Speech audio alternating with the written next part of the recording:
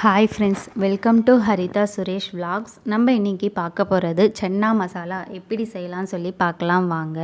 சென்னாவை ஒரு 8 ஹவர்ஸ் முன்னாடியே நல்லா ஊற வச்சு எடுத்துக்கோங்க. அதில் தேவையான அளவு தண்ணி, உப்பு சேர்த்துட்டு குக்கரை மூடிடலாம். ஒரு 4-5 விசில் மிதமான சூட்டில் வேக வைங்க. இப்போது ஒரு 5 பச்சை மிளகா, 2 தக்காளி, 3 வெங்காயம், ஒரு 7-8 பல்லு பூண்டு எடுத்திருக்கேன்.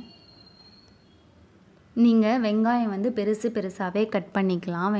வெங்காயம் தக்காளி, ஏன்னா நம்ம இதெல்லாமே பேஸ்ட் மாதிரி மிக்சியில் போட்டு அரைக்க போகிறோம். பூண்டு, பச்சை மிளகா, வெங்காயம், தக்காளி எல்லாமே நல்லா வதக்கி எடுத்துக்கோங்க.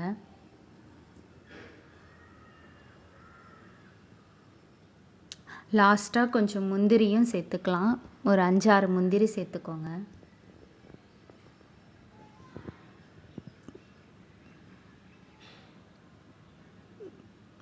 வதங்கியாச்சு. ஆறுனதுமே மிக்சியில் போட்டு அரைச்சி எடுத்துக்கலாம்.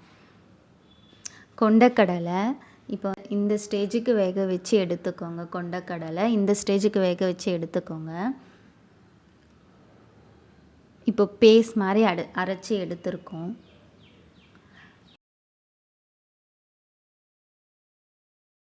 அதே கடாயில் 3 டேபிள் ஸ்பூன் எண்ணெய், கொஞ்சம் ஸ்பைசஸ், கடுகுளுத்தம் பருப்பு, அரைச்சி வச்சிருக்கிற பேஸ்ட்,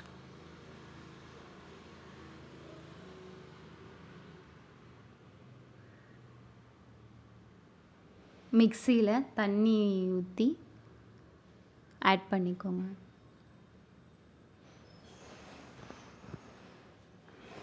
கொஞ்சம் மஞ்சத்தூள், 1 டீஸ்பூன் மிளகாய்த்தூள், தேவையான அளவு உப்பு,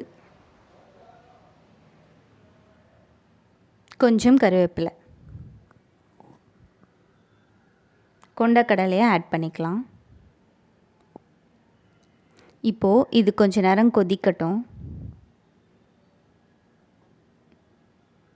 அதுக்கு முன்னாடி சென்னா மசாலா பவுடர் கொஞ்சமாக,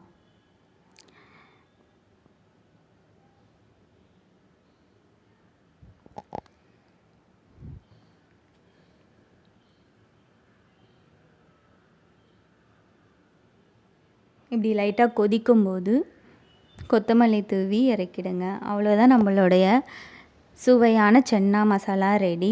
சென்னா மசாலா இட்லி, தோசை, பூரி, சப்பாத்தி எதுக்கு சாப்பிட்டாலுமே காம்பினேஷன் சூப்பராக இருக்கும். ட்ரை பண்ணி பாருங்கள் ஃப்ரெண்ட்ஸ். இன்றைக்கி நம்ம சப்பாத்தி வித் சென்னா மசாலாவோட சாப்பிட்டு முடிச்சாச்சு. தேங்க்ஸ் ஃபார் வாட்சிங்.